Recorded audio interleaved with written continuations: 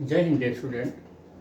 हम लोग special theory of relativity में आज का जो टॉपिक है वो कर रहे हैं मास एनर्जी इक्विवेलेंस रिलेशन। इससे पहले हमने जो लेक्चर किया था वो लेक्चर था कि रिलेटिविस्टिक मास का फार्मूला क्या है, और हमने उसको ड्राइव किया m is equal to m nought upon √1-b²/c²।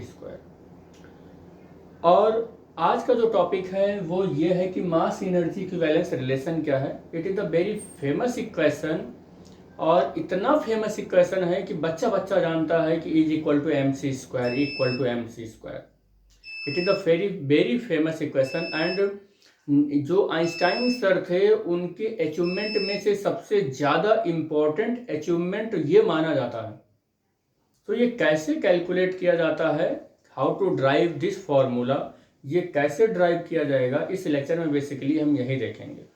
इसके अलावा भी फिजिक्स टाइम के यूट्यूब चैनल पर बीएससी पार्ट 1, पार्ट 2 और पार्ट 3 9, 10, 11, 12 की फिजिक्स के टॉपिक को आसान तरीके से एक्सप्लेन करके अपलोड किया गया है।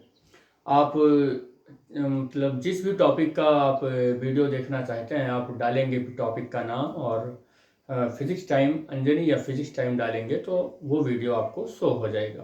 तो आप मोर इन्फॉर्मेशन के लिए इस वीडियो को इस चैनल को आप विजिट करके देख सकते हैं। तो आज के लेक्चर में हम करने वाले हैं कि मास एनर्जी इक्विवेलेंस रिलेशन क्या होता है। बेटे, अगर किसी पार्टिकल पर हम फोर्स लगाएं और ये फोर्स उस पार्टिकल पर उसी डायरेक्शन में लगाएं जिस डायरेक्शन में वेलोसिटी उसमें डिस्प्लेसमेंट हो रहा है, और इस पार्टिकल की जो वेलोसिटी है वो वेलोसिटी भी याद रखिएगा, वेलोसिटी दो तरीके का होता है। एक तो हाई वेलोसिटी वर्ड, एक लो वेलोसिटी वर्ड।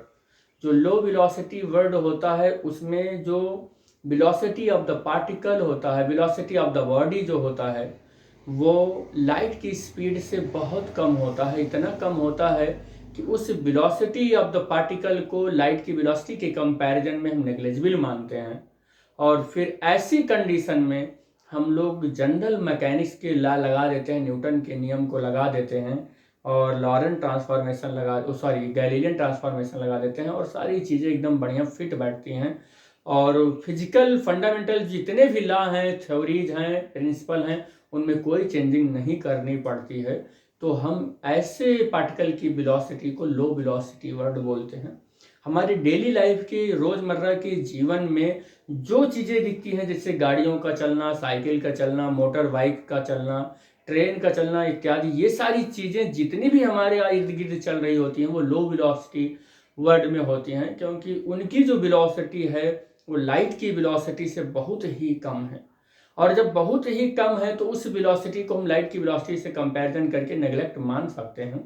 तो इसलिए हम इसे लो वेलोसिटी वर्ड मानते हैं, क्योंकि लाइट जिस स्पीड से चलती है वो 3 लाख किलोमीटर पर सेकंड है, और हमारे आसपास इर्द गिर्द जितने भी एक किसी पत्थर को फेंक रहे हैं या एक ट्रेन चल रही है, एरोप्लेन चल रहा है, तो ज़्यादा से ज़्यादा आप क्या देखेंगे 150 किलोमीटर पर घंटे, 500 किलोमीटर पर घंटे, इसी सब स्पीड से चल सकते हैं। बहुत हाई स्पीड उनकी नहीं होती है, तो इससे हम लो वेलोसिटी वर्ड बोलते हैं। लेकिन हाई वेलोसिटी वर्ड किसे बोलते हैं कि a particle is moving of any direction, और वो उस डायरेक्शन में जाते हुए लाइट की स्पीड को अप्रोच कर ले। लाइट की स्पीड का 70 गुना, 80 गुना, 90 गुना, या गुना ना मैं बोलकर ऐसे कहूँ कि परसेंटेज 60%, 70%, 80%, 90%, 99% वो क्या कर ले, अप्रोच कर ले, लाइट की वेलोसिटी के लगभग नियरेस्ट पहुंच जाए। तो ऐसे वेलोसिटी को हम बोलते हैं कि वो वेलोसिटी हमारी हाई वेलोसिटी वर्ड में है। और जब कोई पार्टिकल हाई वेलोसिटी वर्ड से चलने लगता है तो न्यूटन के या मैकेनिक्स के जितने भी आधारभूत सिद्धांत हैं जो लो वेलोसिटी वर्ड में काम कर रहे थे उसमें थोड़ी सी चेंजिंग करनी पड़ जाती है। उस चेंजिंग के आधार पर फिर हम लोग क्या देखते हैं कि वहाँ पर ये काम नहीं करते हैं, और वहाँ पर जब ये काम नहीं करते हैं, न्यूटन से मैकेनिक्स काम नहीं करती है, तो कौन सी मैकेनिक्स काम करती है, तो फिर वहाँ हम बोलते हैं कि लॉरेंट ट्रांसफॉर्मेशन काम करता है। और जब हाई वेलोसिटी वर्ड या लाइट की वेलोसिटी को अप्रोच करते हुए किसी पार्टिकल की वेलोसिटी हो जाती है तो वहाँ पर हम देखते हैं कि वेलोसिटी अलग अलग फ्रेम से देखते हैं तो अलग अलग नज़र आने लगता है। यानी कि वेलोसिटी में भी क्या हो जाती है, वेरिएशन आ जाती है, उसके लेंथ में वेरिएशन आ जाता है, उसके मास में वेरिएशन आ जाता है। तो इन सब चीज़ों में क्या आ जाता है, वेरिएशन आना स्टार्ट हो जाता है due to the relative motion of the particle for the different frame से अगर हम देखें तो किसी भी पार्टिकल की वेलोसिटी में, मास में, लेंथ में, यहाँ तक कि टाइम में भी वेरिएशन आ जाता है। तो इन सब चीज़ों को जिस हम मैकेनिक्स के आधारभूत सिद्धांत से समझते हैं वो लॉरेंट ट्रांसफॉर्मेशन होता है। और उस लॉरेंट ट्रांसफॉर्मेशन के आधार पर आइंस्टाइन सर ने जो डेवलप किया वो बहुत ही फेमस एक फार्मूला डेवलप किया इज इक्वल टू mc², जिसे हम स्पेशल थ्योरी ऑफ रिलेटिविटी में आज करने वाले हैं। तो क्या है हमारा अप्रोच ये है कि अगर हमारे पास एक पार्टिकल है और उस पार्टिकल का मास स्मॉल m है और वो v वेलोसिटी से चल रहा है, मैं यहाँ लिखते चलता हूँ या बना लेता हूँ कि ये मेरे पास एक पार्टिकल है और इस पार्टिकल की वेलोसिटी v है और इसका जो मास है ये m है। याद रखना, मैं यहाँ पर जिस मास की बात कर रहा हूँ वो रिलेटिविस्टिक मास है, रिलेटिविस्टिक मास है। इसी को हम लोग डायनामिक मास भी बोलते हैं, याद रखना, इसी को हम लोग डायनामिक मास भी बोलते हैं या इसी को काइनेटिक मास भी बोलते हैं, इसी को काइनेटिक मास भी बोलते हैं। और अगर ये v वेलोसिटी से ऐसे जा रहा है, m मास का पार्टिकल v वेलोसिटी से ऐसे जा रहा है, तो इसके पास जो एनर्जी है वो एनर्जी कितना होगा, तो ये एनर्जी इसके पास कितनी एनर्जी होगी बताइए आप लोग, कितनी एनर्जी होगी इसके पास। तो इसके पास कितनी एनर्जी होगी, वो mc² होगी। इस चीज को हमें क्या करना है, प्रूव करना है। क्या करना होगा, यहाँ पर प्रूव करना होगा। तो हम यहाँ पर इस चीज को प्रूव करने के लिए यहाँ पर ये अजम्पशन ले रहे हैं कि एक पार्टिकल जिसका रिलेटिविस्टिक मास m, वेलोसिटी v है और ये वेलोसिटी v से ये जब चल रहा है तो इस पर एक फोर्स लग रहा है इसी डायरेक्शन में, जिस फोर्स का मैग्नीट्यूड f है। और इस f की वजह से ये पार्टिकल v वेलोसिटी से इस डायरेक्शन में जाते हुए बहुत शॉर्ट टाइम dt में इसने क्या किया है, ds डिस्प्लेसमेंट ट्रैवल कर लिया है। बहुत शॉर्ट टाइम dt में ds डिस्प्लेसमेंट क्या कर लिया है, इसने ट्रैवल कर लिया है। याद रखना, जितना मैंने बोला है उसको हूबहू ऐसे आपको लिख लेना है। अब मुझे क्या करना है कि अगर इस पार्टिकल ने F फोर्स लगा है इस पार्टिकल के मोशन के डायरेक्शन में और v वेलोसिटी से जा रहा है, v वेलोसिटी से ऐसे जा रहा है, तो न्यूटन का जो 3 नियम है न्यूटन का पहला नियम है लॉ ऑफ इनर्शिया, दूसरा जो है वो मोमेंटम का है, तीसरा एक्शन रिएक्शन का है। तो सेकंड जो न्यूटन का लॉ है वो कौन सा लॉ है, वो लॉ क्या है, the rate of change of momentum is known as force. तो उसको लगा देते हैं कि फोर्स की वजह से v वेलोसिटी से जा रहा है। तो according to the second law of Newton, तो यहां मैं लिख देता हूं according to the second law of Newton. अब ये सेकंड लॉ ऑफ न्यूटन है क्या, the rate of change of momentum is known as force. यही होता है, क्या होता है, ये फोर्स होता है। अब अगर सेकंड लॉ ऑफ न्यूटन अगर आपको मालूम है तो इस F इज इक्वल टू को आप ऐसे लिखते होंगे, F इज इक्वल टू को dp/dt लिखते होंगे। और आप ये भी तो जानते हैं कि मोमेंटम जो P होता है वो किसके इक्वल होता है, mv के इक्वल होता है, where m is the relativistic mass of the particle, v is the velocity, और ये जो v velocity of the particle है वो F फोर्स की इन्फ्लुएंस की वजह से है। तो this value P is equal to mv is substituting at the place of the P of this equation we will get F is equal to d/dt और P की जगह पर mv जैसे ही पुट करेंगे तो कुछ इस तरीके से मिल जाएगा। आप याद रखें बेटा, याद रखें कि यहाँ पर जो ये m मास है ये रिलेटिविस्टिक मास है। It means this mass is depend on the velocity of the particle. It means that the velocity will be change then mass is also change. Velocity अगर इस पार्टिकल का चेंज हो रहा है तो मास भी चेंज होगा। It means both are varies. अगर ये दोनों बदल रहे हैं तो इनका जो डिफरेंशिएशन होगा टी के रेस्पेक्ट में वो दोनों का होगा। अगर दोनों का होगा तो हम यहाँ पर क्या पाएंगे कि F is equal to D M by D M by D T और इंटू वी और प्लस यहाँ पर m और डी वी अपान क्या हो जाएगा, डी टी हो जाएगा। तो यहाँ पर कुछ ऐसे, इसको इक्वेशन नंबर फर्स्ट मान लो और इसको मैं मानकर चलता हूँ कि इक्वेशन नंबर सेकंड हो गया है। ये इक्वेशन नंबर सेकंड हो गया। अब अगर ये इस पार्टिकल पर फोर्स है, इस पार्टिकल पर ये फोर्स है F, इतना फोर्स लग रहा है इस पार्टिकल पर, और ये पार्टिकल इस फोर्स के इन्फ्लुएंस में डिस्प्लेस्ड हो गया ds डिस्टेंस। तो due to this force the particle is displaced, due to this force particle displaced ds distance. अगर इस फोर्स की वजह से पार्टिकल ds डिस्टेंस डिस्प्लेस्ड हो गया है तो याद रखना कि फोर्स की वजह से ds डिस्प्लेस होने के लिए कुछ वर्क करना होगा, और दिस वर्क dw, क्योंकि ds displacement, this is the very short displacement और this short displacement is comes out the short work done. तो ये अपने साथ थोड़ा सा छोटा वर्क डन लेकर आएगा और वो वर्क डन dw होगा। भाई F फोर्स लगाया आपने, ds डिस्प्लेसमेंट हो गया in the direction of the motion of the particle. तो ds डिस्प्लेसमेंट F फोर्स की वजह से अगर हुआ तो ये अपने साथ क्या लेकर आएगा, वर्क डन लेकर आएगा। यानी कि ds डिस्प्लेसमेंट कराने के लिए आपको क्या करना होगा, कुछ वर्क डन करना होगा और वो वर्क डन dw होगा।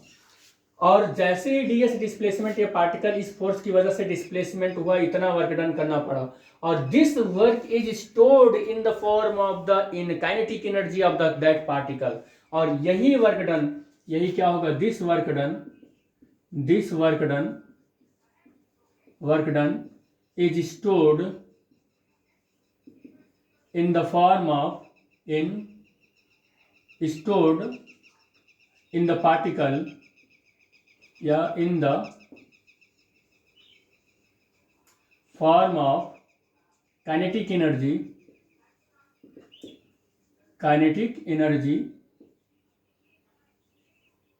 of particle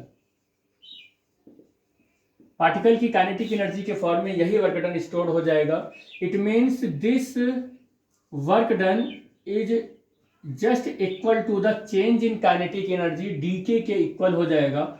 और ये फार्मूला क्या होता है, ये क्या होता है, dw इक्वल टू डी के एफ डी एस होता है। और ये जो डॉट है इससे ये सीधा पता चलता है कि ई और एफ डी एस और कॉस थीटा।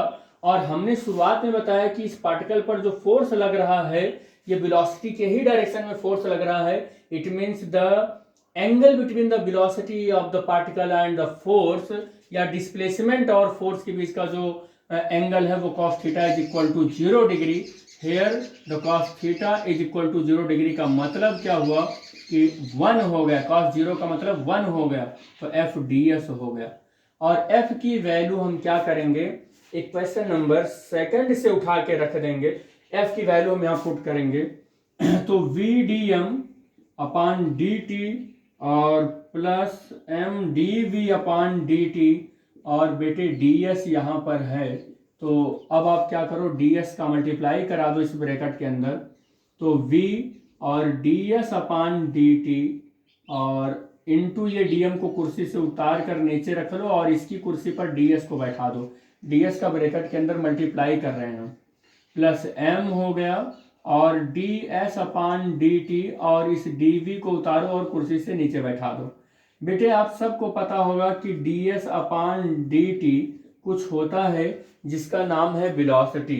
ये वैल्यू यहाँ पर पुट करेंगे तो डी के इज इक्वल टू हमें कुछ मिल जाएगा v, यहाँ से v स्क्वायर हो जाएगा जब इसकी जगह पर हमने v पुट कर दिया है तो, और ये dm हो गया और प्लस m और ये v और ये क्या हो गया dv हो गया। और यहाँ से ये वैल्यू क्या निकल कर आई है, डी के निकल कर आई है। दिस इक्वेशन विल बिकम, ये कितना बन गया है, ये थर्ड इक्वेशन बन गया हमारा। तो डी के की value v square D M और plus M B D V हो गया।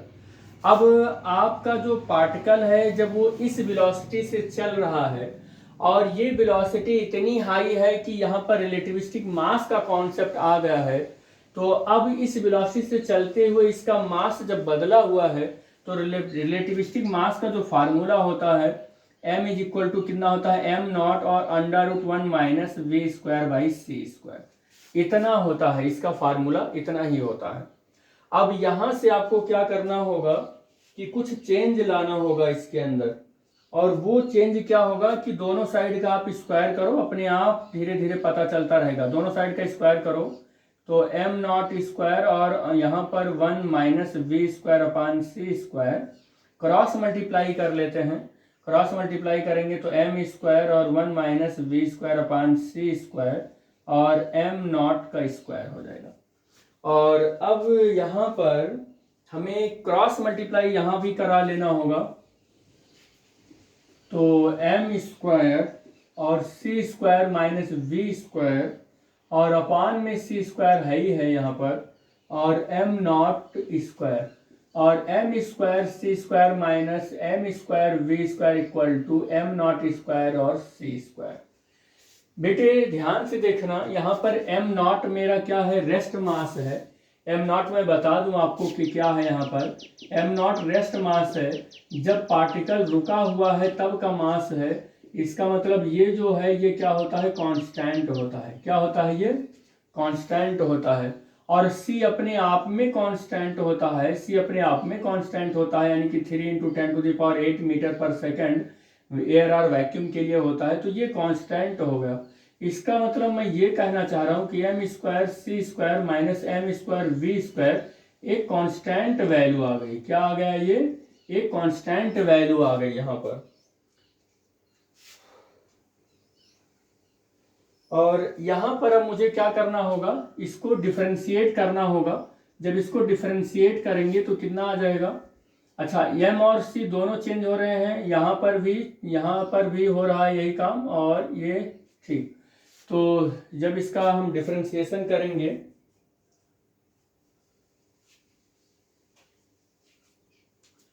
चलो कर लेते हैं, तो c नहीं, c तो कांस्टेंट है, m का ही होगा, तो 2m और इस m का करेंगे तो हाँ आप यहाँ लिख लीजिएगा on differentiating we will get, तो दोनों साइड का करते हैं तो 2m और इसका कितना हो जाएगा, dm हो जाएगा और इंटू सी स्क्वायर, और m और v दोनों वेरिएबल हैं तो इसका हम फर्स्ट इंटू सेकेंड वाले फार्मूले से डिफरेंशिएशन करेंगे तो कितना हो जाएगा, m स्क्वायर और इंटू 2v और dv और प्लस कितना हो जाएगा v स्क्वायर और 2m इंटू dm, और इस दोनों साइड यहाँ पर इस दोनों का डिफरेंशिएशन 0 हो जाएगा, क्योंकि हमने अभी बताया कि m नॉट रेस्ट मास होता है, कांस्टेंट होता है, c अपने आप में एक कांस्टेंट है। तो ये, तो हम यहाँ से 2m कॉमन लें, 2 और यहाँ से m कॉमन ले, 2m यहाँ से कॉमन ले, तो देखेंगे कि 2m का काम लग गया, खत्म हो गया 2m। तो ये सी स्क्वायर डी एम बचेगा, माइनस हो जाएगा, और यहाँ से 2 और यहाँ से m कॉमन हो गया है तो एम वी और डी वी हो जाएगा। बेटे यहाँ से 2 और m कॉमन हो गया है तो माइनस कितना हो जाएगा, v स्क्वायर और डी एम हो जाएगा, और ये 0 हो जाएगा। तो सी स्क्वायर डी एम, देखो सी स्क्वायर डी एम बचा है, 2m कॉमन ले लिया है, 2 और m यहाँ से, तो एम वी और डी वी, और ब्रैकेट के बाहर माइनस है तो अंदर के सारे चिन्ह बदल जाएंगे, ब्रैकेट ओपन होगा तो माइनस हो गया है, और v स्क्वायर 2m कॉमन ले लिया है तो डी वी इक्वल टू 0 हो जाएगा। बेटे यहाँ से आप देखेंगे तो ये m v और डी वी को ऐसे, और प्लस v स्क्वायर और डी एम को ऐसे लिख लें, और c स्क्वायर डी एम को ऐसे लिख लें। इक्वेशन नंबर कोई मान लें इसको, इक्वेशन नंबर 4। देखो इन दोनों को उधर लेकर गए, ये यहीं पर है, लेकिन बस अरेंजमेंट ढंग से थोड़ा सा कर दिए एक ही स्टेप में। तो सी स्क्वायर डी एम ऐसे लिखिए, और ये एम वी डी एम और V square D M as it is रहेंगे। अब आप इक्वेशन नंबर इसको देखिए, ये इक्वेशन नंबर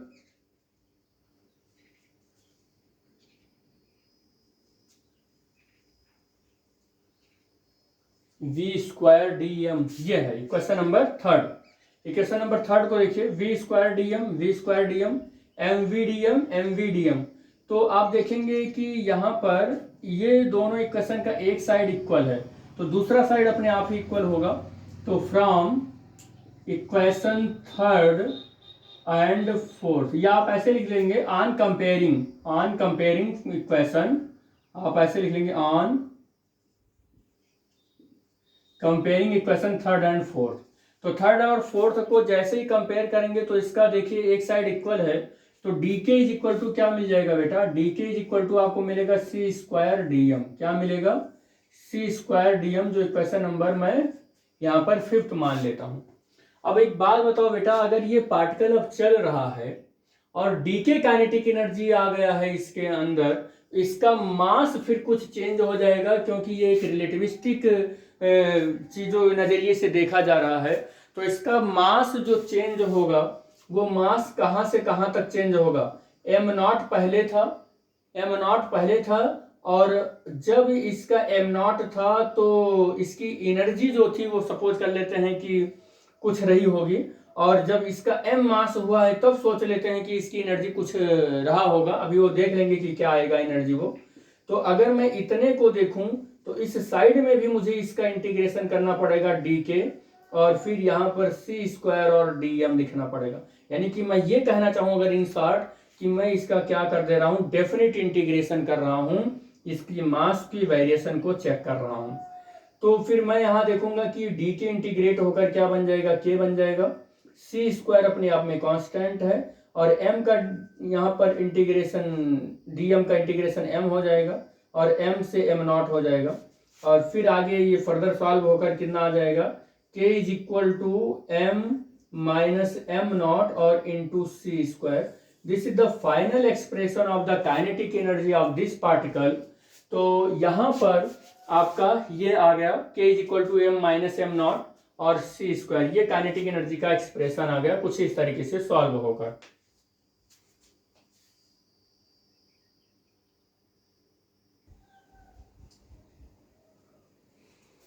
तो बेटे जो फार्मूला हमारे पास आया था वो फार्मूला क्या आया कि E is equal to M minus M nought into C square.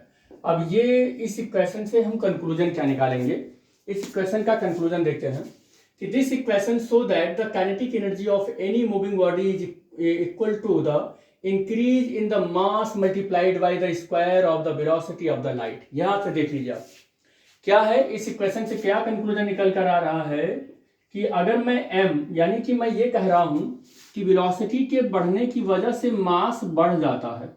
Velocity धीरे धीरे जैसे जैसे बढ़ रही है मास भी धीरे धीरे बढ़ जा रहा है। वेलोसिटी जैसे धीरे धीरे बढ़ रहा है मास भी धीरे धीरे क्या हो जा रहा है, बढ़ जा रहा है। तो हम ये मान कर चलते हैं कि इनिशियल मास हमारी यही है। अच्छा, मैं यहाँ सी न लिखकर वी लिख देता हूँ, क्योंकि सी तो कांस्टेंट होता है।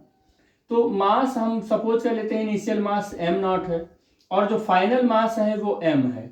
और अब आप देखें कि वेलोसिटी बहुत ज़्यादा बढ़ने से मास भी बढ़ जाता है, इसका मतलब एम जो है वो क्या हो गया है, एम नॉट से थोड़ा सा बड़ा हो गया है।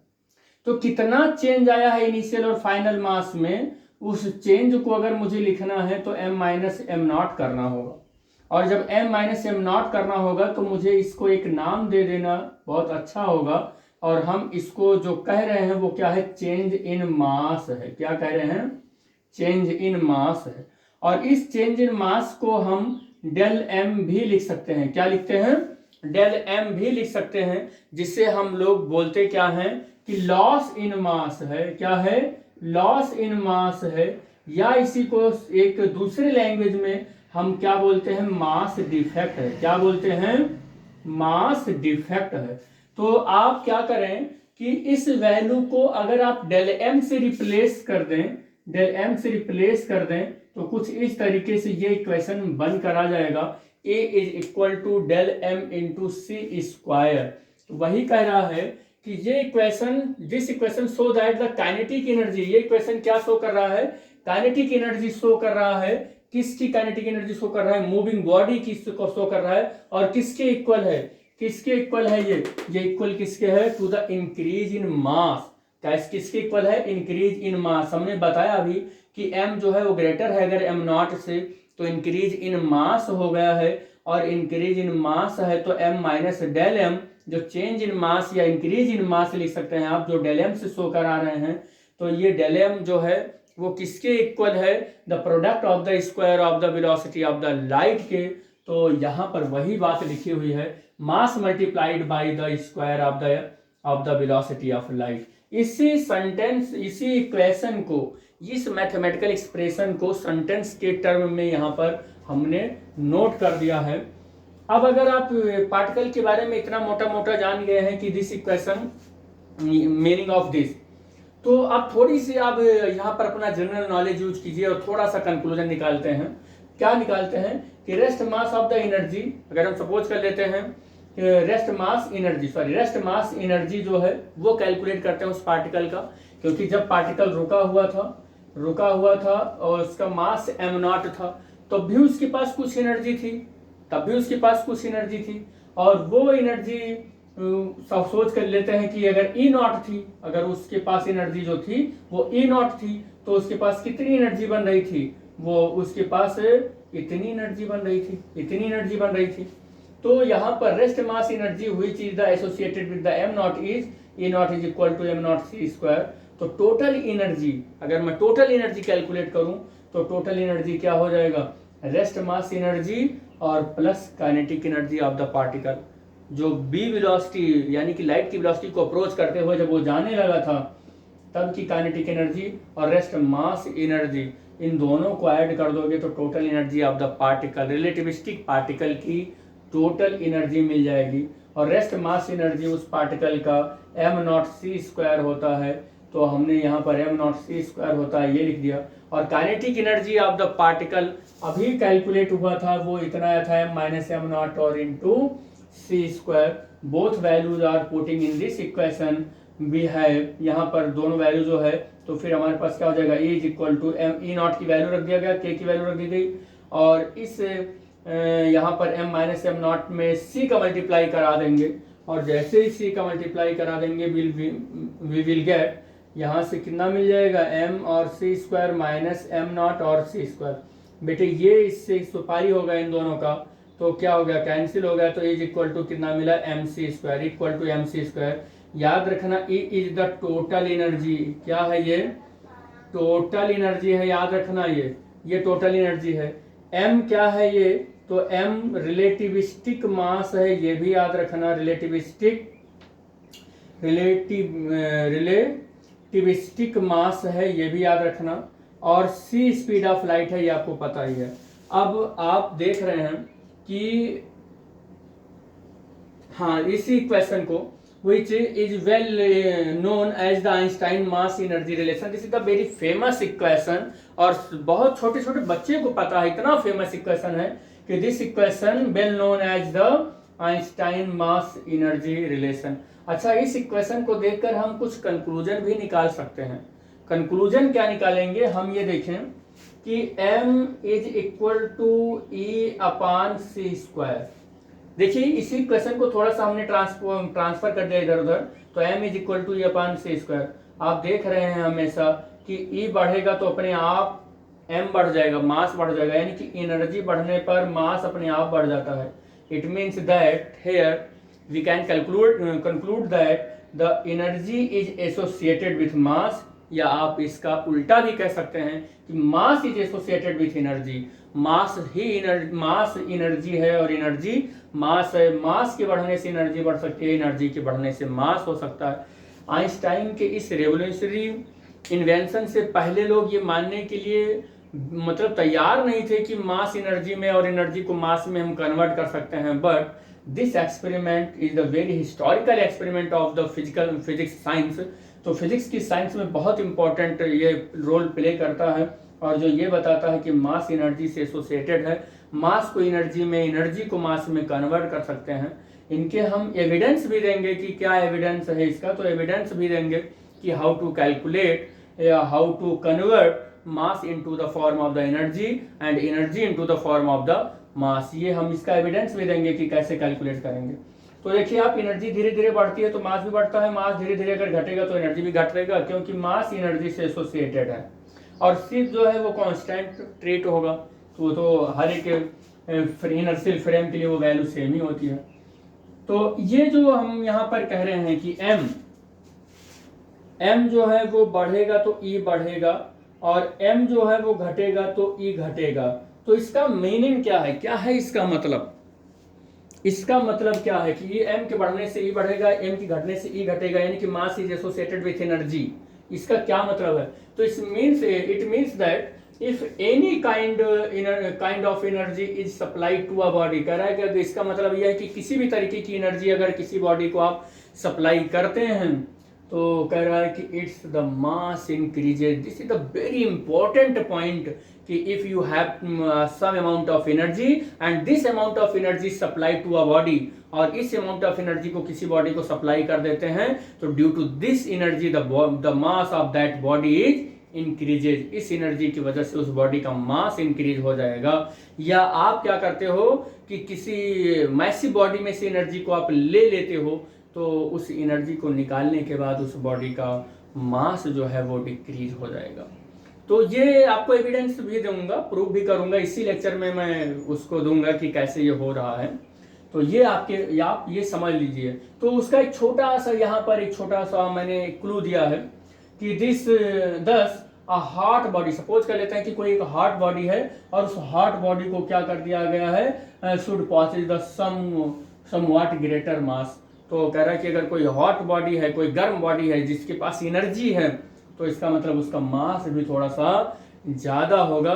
जबकि उसी मटेरियल से बने हुए और उसी रेस्ट मास के दो पार्ट कर लेते हैं, ऐसे सपोज कर लेते हैं कि रेस्ट मास दो पार्टिकल का m0 है और m0 का है, और उसी मटेरियल का बना हुआ है, उसी फिजिकल इन्वायरमेंट में रखा हुआ है। जिस फिजिकल इन्वायरमेंट में ए रखा हुआ है, उसी फिजिकल इन्वायरमेंट में बी भी रखा हुआ है। दोनों फिजिकल इन्वायरमेंट दोनों का सेम है, दोनों का मटेरियल भी सेम है, डेंसिटी भी सेम है, डायमेंशन भी सेम है, मटेरियल का नेचर भी सेम है, दोनों का रेस्ट मास भी 0 है। लेकिन अगर एक को गर्म करते हैं और एक को ठंडा करते हैं, तो गर्म वाले का मास हम माइक्रोस्कोपिक लेवल पर जाके देखेंगे तो एनर्जी आने की वजह से उसका मास कुछ ज्यादा हो जाता है, और कोल्ड वाले का, जब कोई चीज कोल्ड होती है तो वहां से क्या करते हैं, एनर्जी हम आउट करते हैं, बाहर निकालते हैं, तो उसका मास थोड़ा सा क्या हो जाता है, कम हो जाता है, जबकि दोनों का फिजिकल नेचर सेम था।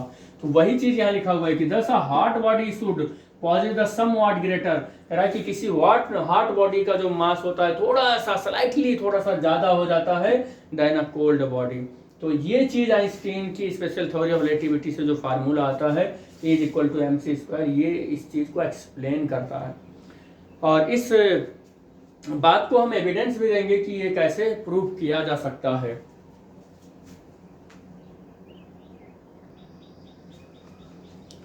तो हमने जैसे अभी कहा कि बहुत सारे इसके एविडेंस भी हैं कि वेलोसिटी की वजह से मास बढ़ जाता है और ये मास एनर्जी में कन्वर्ट हो जाता है, और मास का एनर्जी में कन्वर्जन या एनर्जी का मास में कन्वर्जन, इसका फर्स्ट एविडेंस हम देखते हैं।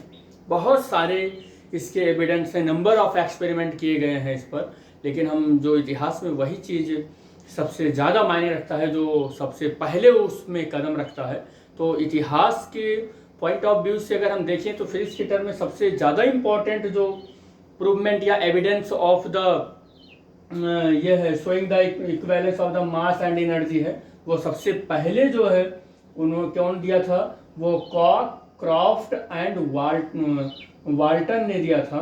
तो first quantitative verification of the relation E is equal to mc², जो रिलेशन है E is equal to mc², इसका सबसे पहले जो क्वांटिटेटिव वेरिफिकेशन दिया था, यानी कि वैल्यू के बेसिस पर और न्यूमेरिकली बेसिस पर जो सबसे पहले जो वेरिफिकेशन आया था, उसको कौन किया था, कॉक्स, क्रॉफ्ट एंड वाल्टन ने in the following nuclear reaction, कौन से न्यूक्लियर रिएक्शन से किया था, लिथियम लिया था, हाइड्रोजन के साथ रिएक्ट करवाया, तो उन्होंने क्या देखा कि यहाँ पर हीलियम के 2 वहाँ पर एटम मिले, और इसका पूरा उन्होंने क्या किया कि मास निकाला, और हाइड्रोजन का और लिथियम का मास निकाला, यानी कि रिएक्टेंट और प्रोडक्ट का मास निकाला, और रिएक्टेंट और प्रोडक्ट के मास में देखा कि कुछ वेरिएशन आया, और उस वेरिएशन को फिर उन्होंने क्या किया कि डिफरेंशिएट किया, और डिफरेंशिएट करने पर उन्हें कुछ मास का डिफेक्ट मिला, और उन्होंने कहा कि यही मास जो है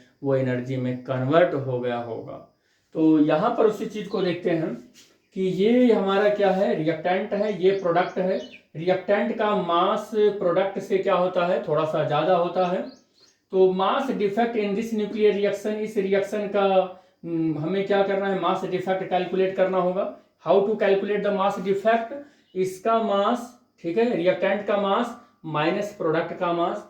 तो रिएक्टेंट के मास को हमने देखा कि लिथियम का जो मास है वो 7.0166 है, हाइड्रोजन का मास 1.0076 है, और ये सारी कैलकुलेशन बेटे AMU में चल रही हैं। याद रखना कि ये सारी कैलकुलेशन AMU में चल रहा है, एटॉमिक मास यूनिट में चल रहा है।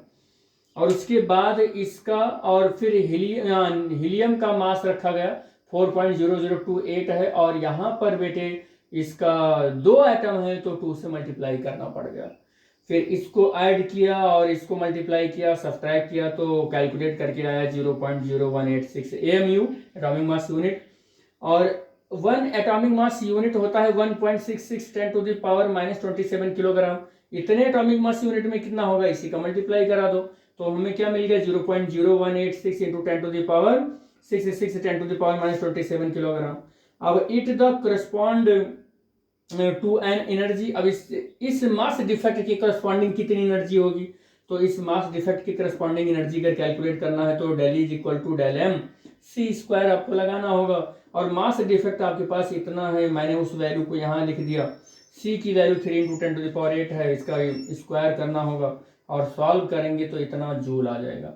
लेकिन ये जो न्यूक्लियर रिएक्शन है इसमें बहुत अच्छी यूनिट अगर हम कहें तो इलेक्ट्रॉन वोल्ट मानी जाती है। तो हम इलेक्ट्रॉन वोल्ट में ही अगर इसका कैलकुलेशन करें तो हमें मालूम है कि 1 इलेक्ट्रॉन वोल्ट 1.6 10⁻⁻19 जूल के इक्वल होता है। तो यहाँ से मुझे उसको कैलकुलेट करना पड़ गया, 1.6 10⁻⁻19 से डिवाइड करना पड़ गया, और इस वैल्यू को तो डिवाइड करके ये हमें मिला 17.36 मिलियन इलेक्ट्रॉन वोल्ट मिल गया। This is the energy. और ये इस रिएक्शन में जो मास डिफेक्ट आया, ये जो मास डिफेक्ट आया इस मास से एसोसिएटेड, यानी कि जो मास गायब हुआ इस रिएक्टेंट से, ये प्रोडक्ट मास थोड़ा सा कम हुआ, तो जितना मास कम हुआ वो इतना मास है।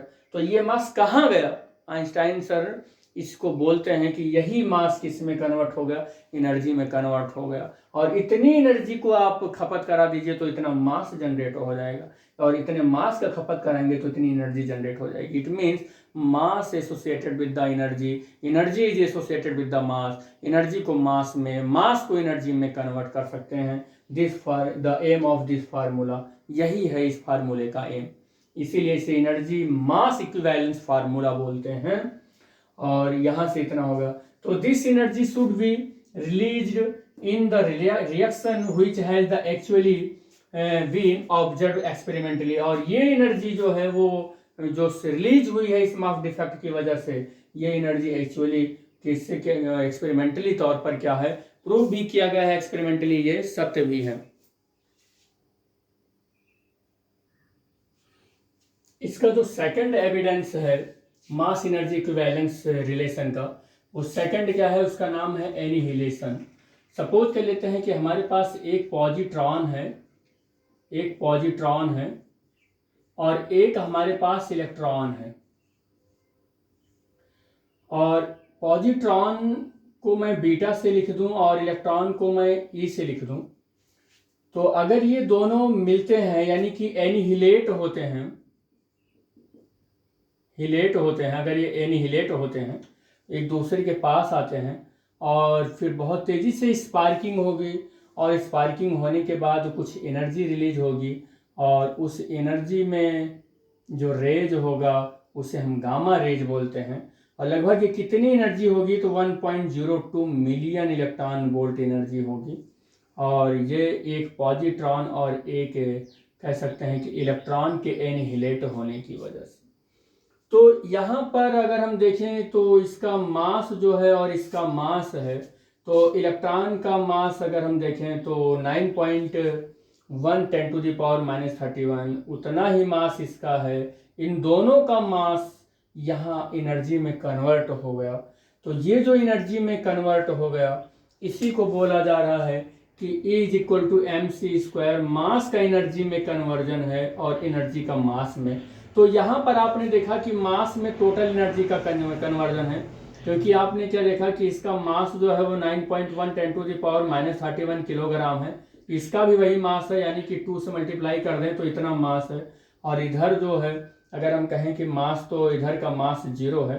तो मास डिफेक्ट कुल मिला के इसके ही इक्वल आ जाएगा, डेल एम इसी के इक्वल आ जाएगा। और इस फार्मूले में जब आप रखेंगे डेल एम सी स्क्वायर, तो कुछ कुल मिला के 1.02 ऐसे कुछ समथिंग कुछ इतनी एनर्जी निकल कर आ जाएगी।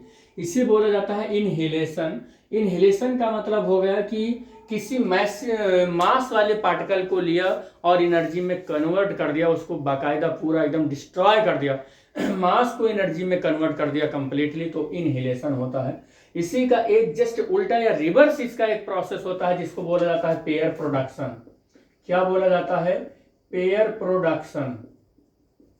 अब अगर मैं पेयर प्रोडक्शन देखूं तो मैं अगर 2 गामा लूं, यानी कि कुछ एनर्जी लेता हूं, मैं कुछ एनर्जी लेता हूं गामा, कुछ एनर्जी लेता हूं, और उन दोनों एनर्जी को कुछ किसी विधि से, किसी प्रोसेस से एनर्जी को बहुत तेजी से मिक्स करते हैं, कंप्रेस करते हैं, या कुछ बहुत हाई प्रेशर और टेम्परेचर पर, तो हम देखते हैं कि 2 पार्टिकल वहां पर जनरेट हो जाते हैं। एक का नाम बीटा होता है और एक का नाम इलेक्ट्रॉन होता है। यानी कि एनर्जी है ये क्या है? एनर्जी है। और इस एनर्जी से यहाँ पर भी मास आ गया और यहाँ पर भी मास हो गया।